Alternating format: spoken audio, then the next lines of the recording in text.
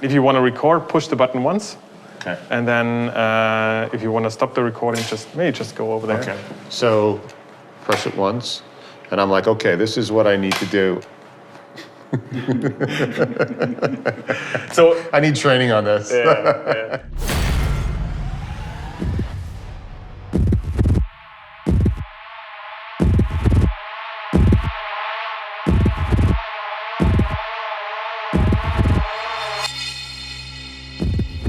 The evolution of our species has had the hunting period, the agricultural period, the industrial period, and the information period.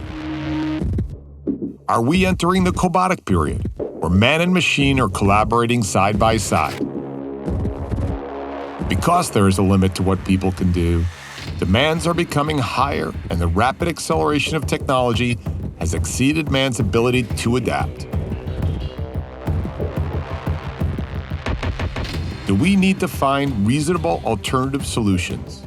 With birth rates dropping, the population aging, and the world of the cobot emerging. So what do we got here? So that's our real collaborative robot, the LBR Med. KUKA had introduced the world's first cobot, a robot that would safely work alongside humans, empowering the human. When you say collaborative, what do you mean by that? Has integrated safety features, especially measuring forces, torques, speeds, positions in a safe way, meaning redundant. So we have for each of the axes at least 2 sensors that are being read out independently. So now talking about the technical part, read out independently, compiled differently, running on 2 different cores, and then just if this signal in the end is the same, we take this as a safe signal. And that's important if we're using this on a human, right? So it's redundancies, right? It's redundancies. Right. The robot has 7 axes. Typically, in robots we have 6 axes, but the 7 axis is nice because you can change the configuration of the robot while keeping the tool in place and in orientation. And the other advantage is we have sensors integrated in the robot, torque sensors, force sensors, so that the robot can feel external forces, so that you can take the robot by hand. Yeah, you don't have to have it program or push some button. It's intuitive, so you don't need a dedicated training on that. Makes it easy to use. KUKA creates medical robotic platforms that offer the ability for robots to learn movements, potentially alongside a surgical team, holding a medical device until the surgeon or the surgical team are ready to call upon the robot to take part in the procedure. While it does not think for itself, it can be taught what to do and be pushed and pulled in and out of the way when needed. What's an application currently that we're using this in, or we could potentially be using it in, where I would want somebody in the field of the patient to be able to do this? So in general, this is what we're showing here is the features of the robot. You can think of surgical workplaces, therapeutic workspaces where this could be used. What we want to show here is really what are the key features of the robot and bring our customers, doctors, interest there and saying, okay, this I could do with a robot, and I will want to let them think about how could this have an impact on my application. And that's the idea here of showing the core technology that we have.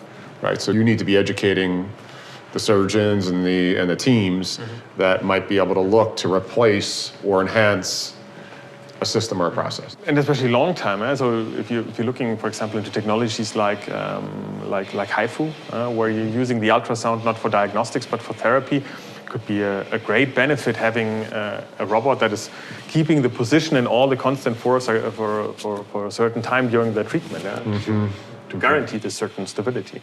What's interesting as well, so now bringing the robot even closer to the patient is using such type of technology for rehabilitation. And the idea is here, for example, you can, here with that, just record a path. If the patient is really not capable of doing it, so the robot will guide him all the way through and will repeat this 10 times, 100 times. The robot can react on some forces, so it will recognize, for example, the patient is supporting at a certain point.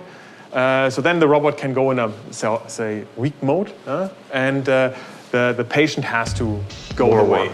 Got it. KUKA creates robots that show what is possible, and then the engineers and surgeons think up the ways they could integrate these robots. Rehabilitation of a stroke victim who are relearning movement, performing an ultrasound on an expectant mother, or providing therapeutic massage to an injured back. It's intended to improve access, improve surgical outcomes, and improve economic benefits of the cobotic world. This is not going to think for itself. It's just going to respond to whatever you programmed. Right. So people don't have to worry about robots thinking for themselves or taking over some consciousness or anything like that.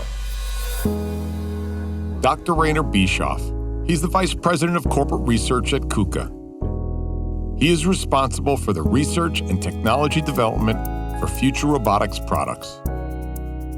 Everything that relates to the physical world, where you have your AI interacting with the physical world, this is taking much more time, and every prediction in the past, I would say, has failed. So in the 80s, there were people predicting we will have a service robot that will be able to brush my toilet, my bathroom. Yeah. Even 40 years later, we don't have that. Do we have it because the market's not going to pay for it? Or do we have I think it it's because the both. tech is It's not the there? functionality that is missing, but it's also the market that is not ready to pay thousands of dollars for this single functionality. How much would you be willing to pay for a robot that would be able to iron your clothes and that would be able to load and unload your dishwasher? Yeah, but that's a market question, Rainer. What if I was a nation that had a very high level of technology and I was investing aggressively in robotics, and I decided that, you know what, I'm a bad actor, or maybe I'm not a bad actor. Maybe I just want to have the technology that I can put machines out on a battlefield instead of people. Do you still, and the market demand is there because it's some crazy person. That's not a possibility in the near future? So we are not thinking about military options at all at KUKA. So this is something that we don't do here at KUKA, and we don't really think into this game. I'm just thinking as a scientist. As a scientist, does that capability? Let's take defense out of this. What was her name from the Jetsons? Rosie. Rosie's a robot. Rosie. So if I wanted Rosie to be on my shoulder, and Rosie followed me around, and that technology doesn't even exist today. Get in and out of the car with me. I would say part of that technology is existing, but it's depending today on super expensive sensors, super expensive computing power, and most of all, super expensive robot hardware. Super expensive in the sense that a normal consumer would not be able to afford it. Let's stay on the worker, the empowered worker, right? So if Bob, Sally, and Jim work in a labor-intensive environment, we probably still are quite a ways off from replacing a very complex motor skill in an open environment via a robot. Yes, we are far from that. We are far from that. Yes, we are far from that. So we don't have to worry about the robots coming for us. Let me give you one I hope at least catchy example. So today you have computers that are able to beat the world's best chess player. Just playing chess, but you have no robot that is capable of taking the chess figures from a box or go to a shelf, get out the box, open the box, get the chess figures out and set them up to play chess in reality. So this is the difficulty I mean. You're able to have supercomputing power to beat the world's chess champion, but you have no robot in the world that is able to set up the play of chess. Check, I'm done. That's the best explanation I've heard in the last 5 years.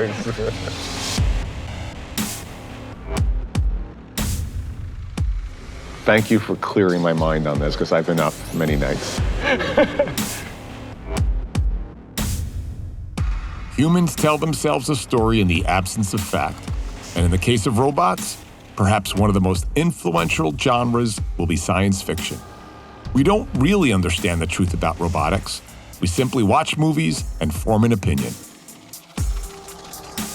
What if we took our limit of human movement out of the equation and thought outside of ourselves and empowered the robot to look at things differently and come up with new ways to move forward? Robots will not totally replace humans. However, humans who collaborate and align with robots will likely replace those who do not. Perhaps we should be afraid of the fact that we have always been better at coming up with these new technologies more adeptly than we are at using them intelligently. You're welcome, True Future.